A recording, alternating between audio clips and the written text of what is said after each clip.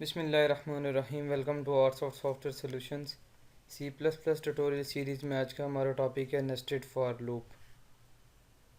Nested for loop in C plus plus. सबसे पहले हम लोग इसकी डेफिनेशन को समझेंगे, उसके बाद फिर इसका सिंटैक्स, और फिर एक एग्जांपल, और फिर हम अपना एक प्रोग्राम बनाएंगे जिसमें हम लोग नेस्टेड फॉर लूप का इस्तेमाल करेंगे। तो सबसे पहले हम डेफिनेशन को समझते हैं। For loop with in a for loop is called nested.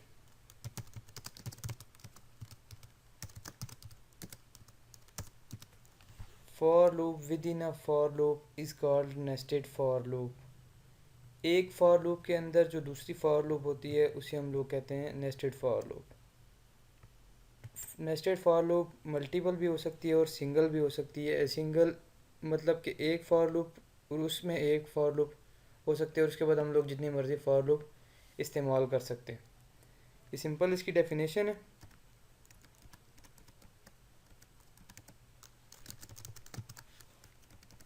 उसके बाद हम लोग अब इसका सिंटैक्स पढ़ते हैं। सिंटैक्स इसका क्या होता है? डेफिनेशन हो जाएगी और फिर इसका सिंटैक्स स्टडी कर लेते हैं। लूप का सिंटैक्स पहले हम लिखेंगे सिंपल। नेस्टेड का एक मतलब होता है कि हम सिलेक्शन स्ट्रक्चर में नेस्टेड इफ भी पढ़ेंगे, जो कि मोस्ट इंपॉर्टेंट है। उसके लिए आपको पता होना चाहिए कि नेस्टेड का मतलब होता है जिस भी चीज़ के आप नेस्टेड बना रहे हैं, जो उसका सिंटैक्स है उसके अंदर उसी का सेम सिंटैक्स हो, और फिर जितनी मर्ज़ी आप नेस्टेड कंडीशन लगाएंगे तो सेम सिंटैक्स उसी चीज़ का रहेगा। फॉर एग्जांपल मैं यहाँ पे ले रहा हूँ लूप का, फॉर लूप का। पहले हम सिंपल फॉर लूप का सिंटैक्स लिखते हैं और उसी को नेस्टेड बनाएंगे। For initialization condition increment decrement, ये हमारा सिंपल फॉर लूप का सिंटैक्स है।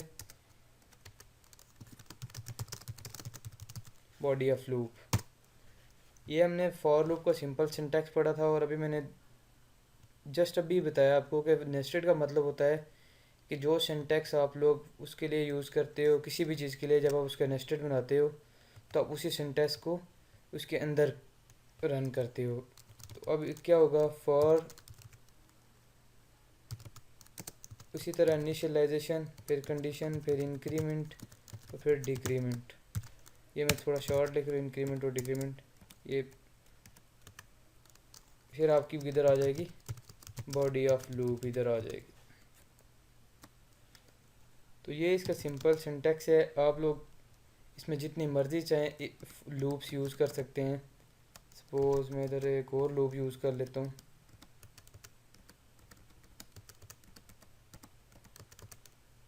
ये आप देख रहे हैं मैंने अब 3 फॉर लूप्स यूज़ किए।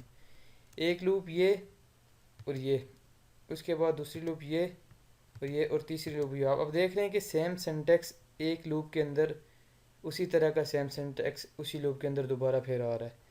तो इसका ये मतलब हुआ कि नेस्टेड में आप लोग कोई भी चीज़ है, मतलब इफ़ की नेस्टेड ले रहे हैं तो आप इफ़ का सिंटैक्स कॉपी करेंगे। अगर आप लूप की नेस्टेड ले रहे हैं तो लूप का सिंटैक्स इसी तरह कॉपी करेंगे। तो ये एक सिंपल इसका सिंटैक्स होता है। आप लोग जितनी मर्ज़ी इसके अंदर इफ़ को इस्तेमाल कर सकते हैं, तो फॉर को इस्तेमाल कर सकते हैं। उसके बाद हम लोग इसकी एग्जांपल लेते हैं।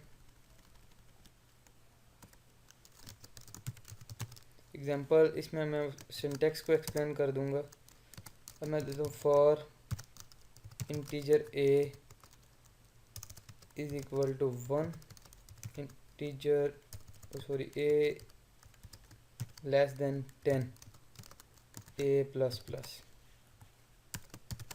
ये सिंपल एक फॉर लूप मैंने डिक्लेयर की। ये एफ स्मॉल लेटर्स में आएगा, कैपिटल यहाँ पे कोई भी यूज़ नहीं होगा। सी प्लस प्लस के जो प्रोग्रामिंग वर्ड्स होंगे उनमें सिर्फ हम लोग स्मॉल लेटर्स ही यूज़ करेंगे रिजर्व वर्ड के लिए। फॉर अब मैं दूसरी लूप इसके अंदर लगाता हूँ। For integer B is equal to 1, B less than equal to A. Less than equal to क्यों आया है? क्योंकि हमारी लूप को कहीं ना कहीं जाके ख़त्म भी होना। अगर मैं बी ग्रेटर दैन लिख देता हूँ तो फॉर एग्जांपल मैंने ए की वैल्यू बी ग्रेटर दैन ए लिख देता हूँ, मैंने यहाँ पे ए की वैल्यू दी है 10, तो बी हमारा चलता रहेगा और लूप हमारी कभी भी ख़त्म नहीं होगी, जिस वजह से हमारा प्रोग्राम बहुत ज़्यादा स्लो होगा। तो इसको कहीं ना कहीं ऐसी कंडीशन हमने देनी होती है कि जहाँ पे हम अपने प्रोग्राम को रुकवा सकें। तो अब जब ये लूप चलेगी तो ए चलेगा और बी कहाँ तक चलेगा, अंदर वाली लूप वहाँ तक चलेगी जहाँ तक बाय वाली लूप ने चलना है। तो इसको हम लोग B less than equal to A कर देते हैं और फिर आगे बी प्लस प्लस। इसी तरह इसका सिंटैक्स होगा। उसके बाद इधर हम फिर एक लूप लगा देते हैं, integer C is equal to 1, C less than equal to, अब किसके सी लेस देन इक्वल होगा, बी के, क्योंकि अब इस लूप ने इस लूप को चेक करना है और इस लूप ने इस लूप की कंडीशन के मुताबिक चलना है। तो इधर हम ये दे देंगे, फिर सी प्लस प्लस, ये सी कोई भी आप वेरिएबल रख सकते हैं, मैंने सिंपल इनके नाम रखे, बॉडी ऑफ लूप। ये देखें सिंपल सिंटैक्स है। एक एग्जांपल सिंपल मैंने आपको वेरिएबल्स के साथ बता दिया कि हम लोग किस तरह नेस्टेड फॉर लूप को, इंटीजर एक लूप यहाँ पे लगाई जो इस कंडीशन को चेक करेगी, फिर इधर आएगी इसको चेक करेगी, फिर इधर आएगी इसको चेक करेगी, और बॉडी ऑफ लूप हर एक लूप के लिए एग्जीक्यूट होगी। तो एक सिंपल एक प्रोग्राम लिखते हैं जिसमें हम लोग नेस्टेड फॉर लूप को इस्तेमाल करेंगे और एक प्रोग्राम बनाते हैं जो स्टार्स को प्रिंट करवाए ताकि आपको ईजीली इसकी समझ लग सके। तो हम लोग सिंपल सिंटैक्स खोलते हैं अपना, ये हमारा सिंपल सिंटैक्स है। मेरे ख्याल से इनकी अब हम लोग इस स्टेज पे कि इनकी कमेंट्स की ज़रूरत आपको इधर नहीं, तो मैं इनको ख़त्म कर देता हूँ ताकि इजीली आप लोग समझ सके, चूँकि इन फंक्शन की एक्सप्लेनेशन मैं पिछले काफ़ी सारे ट्यूटोरियल्स में कर चुका हूँ। तो ख़त्म करते हैं, हमारा सिंपल सिंटैक्स है। अब हम लोग यहाँ पे एक लूप डिक्लेयर करते हैं, first of all for integer I is equal to 1, कोई भी ले सकते हैं, वेरिएबल का नाम ही जस्ट मैं दे रहा हूँ, आई लेस देन 5 दे देते हैं, आई प्लस प्लस। ये सिंपल एक स्टार्स को प्रिंट करवाने वाला फंक्शन है। पहले मैं इस प्रोग्राम को सिंपल लूप की मदद से हल करके आपको बताता हूँ कि इसकी आउटपुट क्या होगी, सी आउट स्टैटिक एंड ये देख रहे हैं आप। अब आई का मैंने प्रोग्राम दिया कि आई की वैल्यू 1 है और आई 5 तक जाएगा और हर मरतबा आई में 1 का इजाफा होगा। तो आई क्या है, आई यहाँ पे मैंने दिया है कि क्या आई होगा, आई स्टैटिक आउटपुट करवाएगा। तो जब प्रोग्राम ये रन होगा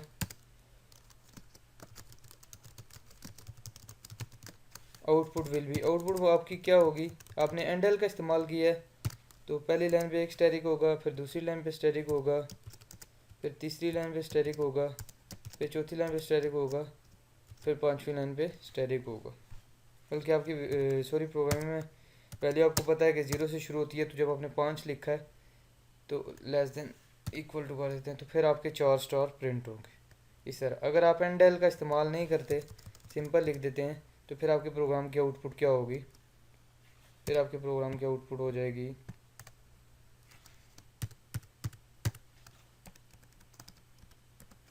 ये आउटपुट हो जाएगी सिंपल आपके प्रोग्राम। अगर आप एंडल का इस्तेमाल नहीं करते, अगर आप एंडल का इस्तेमाल करेंगे तो ये स्टैटिक नीचे चले जाएंगे। अब फॉर द टाइम इसको रिमूव करते हैं और अब हम इधर इस कंडीशन को भी रिमूव कर देते हैं। फिर इधर हम लोग एक और लूप लगाते हैं, for integer J is equal to 1, और मैं कह देता हूँ J less than equal to I के जे प्लस प्लस। और इसी लूप को मज़ीद हम लोग जब हम इसको इसके अंदर दिखेंगे, इसके अंदर फिर एक और लूप लगा लेते हैं ताकि आपको बेहतर तरीके से पता चल सके। के इज़ इक्वल टू 1, के लेस देन इक्वल टू जे के प्लस प्लस, ये इसमें हम लोग अपना वही स्टार प्रिंट करवाते हैं ताकि आपको समझ लग सके। मेरे ख्याल से हाँ ये ठीक है। अब जब आप इस प्रोग्राम को रन करेंगे तो पहले इसको ख़त्म करते हैं, चूँकि ये ज़्यादा समझना मुश्किल हो जाएगा क्योंकि अभी आपने एक किया है। इसको ख़त्म करके हम लोग सिंपल सेकंड वाली लूप में करवाते हैं इसको प्रिंट, स्टार को। ये देख रहे हैं आप। तो पहले तो आपने देखा कि जब आपने सिंगल लूप रन की थी तो आपका प्रोग्राम सिर्फ आपको दिखा रहा था 4 स्टार्स। अगर आप एंडल का साथ इस्तेमाल करेंगे, एंडल से ज़रा वाज़ेह हो जाएगा, एंडल का इस्तेमाल करते हैं तो पहले आपका प्रोग्राम सिर्फ आपको आउटपुट क्या दिखा रहा था, स्टार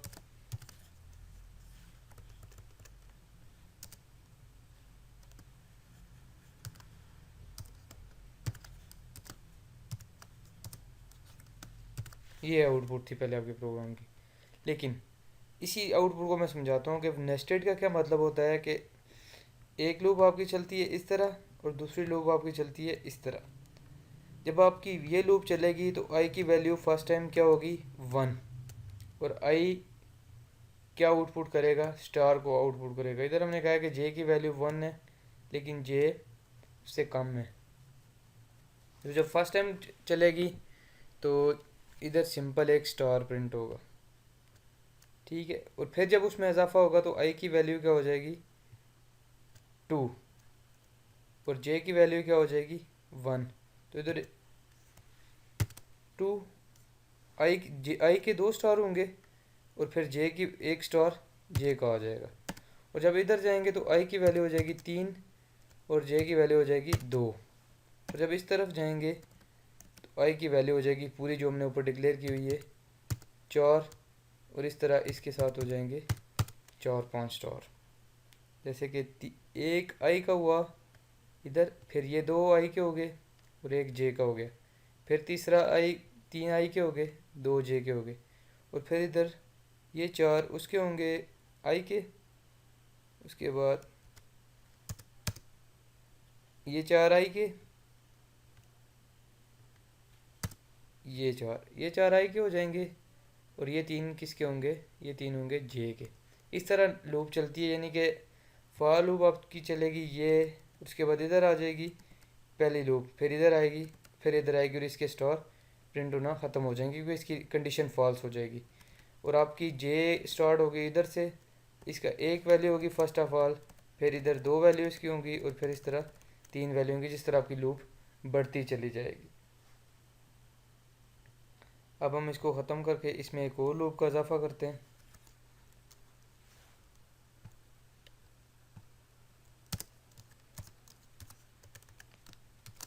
ये तीसरी फॉर लूप भी हमने लगा दी, के इज इक्वल टू 1, के इज इक्वल टू 1 और के लेस देन इक्वल टू होगा जे के और के प्लस प्लस। फिर हमने इधर इसको करवा दिया सी आउट, और इसके साथ क्या करवा देते हैं, एंडल। अब हम लोग इस प्रोग्राम को यहाँ से ख़त्म करते हैं, इसको आउटपुट को ख़त्म करते हैं। अब जब प्रोग्राम रन होगा तो स्टार की वैल्यू, आई की वैल्यू फर्स्ट टाइम 1 होगी, फिर आई की वैल्यू 2 हो जाएगी और जे की वैल्यू 1 हो जाएगी। जब आप फिर करेंगे तो आई की वैल्यू हो जाएगी 3, जे की वैल्यू हो जाएगी 2 और के की वैल्यू हो जाएगी 1। और अगले स्टेज पे आई की वैल्यू हो जाएगी 4, जे की वैल्यू हो जाएगी 3 और के की वैल्यू हो जाएगी 2। इस तरह हमारा यह प्रोग्राम रन होगा। तो हम लोग इसको यहाँ से ख़त्म करते हैं ताकि हम अपना प्रोग्राम इसको रन करके चेक कर सकें। इसको भी यहाँ से ख़त्म करते हैं और अब हम चलते हैं अपने प्रोग्राम को सेव करते हैं। डायरेक्टरी में सेव एज़ करेंगे अपना माई कंप्यूटर, उसके बाद लोकल डिस्क सी कि टीसी के बिन फोल्डर में हम लोग इसे सेव करेंगे। आप इसको कोई भी नाम दे सकते हैं यहाँ से ऑल टाइप्स करके, और इधर npp.cpp एक्सटेंशन होगी cpp। उसके बाद फिर हम लोग चलते हैं अपने टर्बो पे।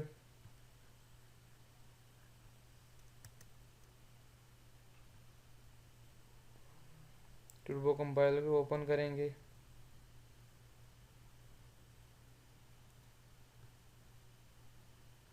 और फाइल पे जाके अपना प्रोग्राम ओपन करेंगे npp.cpp। ये हमारा प्रोग्राम आ गया और अब हम इसको रन करते हैं। Alt F9 के साथ कंपाइल कर लेंगे, कोई एरर नहीं है। Ctrl F9 के साथ इसको रन करेंगे और ये आपको देख रहे हैं ये एंड एल हमने इस्तेमाल किया तो स्टार्स नीचे की तरफ प्रिंट होना शुरू हो गए। तो एंड एल को भी हम लोग ख़त्म कर देते हैं। एंड एल सिंपल मैंने आपको सिंगल फॉर लूप समझाने के लिए इस्तेमाल किए थे। ये अब हम रन करते हैं कंट्रोल F9 के साथ और आप देख रहे हैं कि सारे स्टार्स एक ही लाइन में होते जा रहे हैं। इसको सॉल्व करने के लिए आप लोग अपने लूप के सिंटेक्स में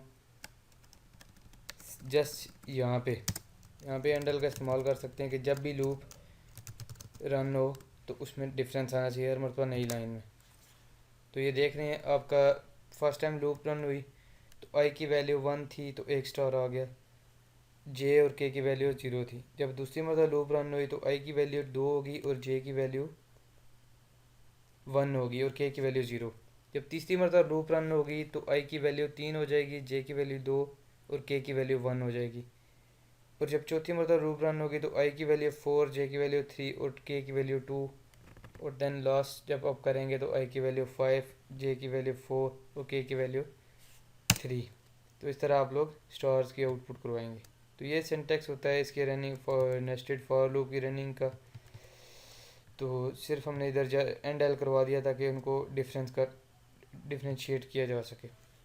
तो ये था हमारा आज का प्रोग्राम जिसमें हमने नेस्टेड फॉर लूप को इस्तेमाल करते हुए अपने इस टॉपिक को समझा कि हम लोग इसको किस तरह इस्तेमाल करेंगे और इस प्रोग्राम को हमने एग्जीक्यूट करवाया नेस्टेड फॉर लूप की मदद से। तो अब नेक्स्ट ट्यूटोरियल में हम लोग वाइल लूप के बारे में पढ़ेंगे। फ़िलहाल इतना ही, दुआओं में याद रखिएगा। अल्लाह हाफिज़, अस्सलाम वालेकुम।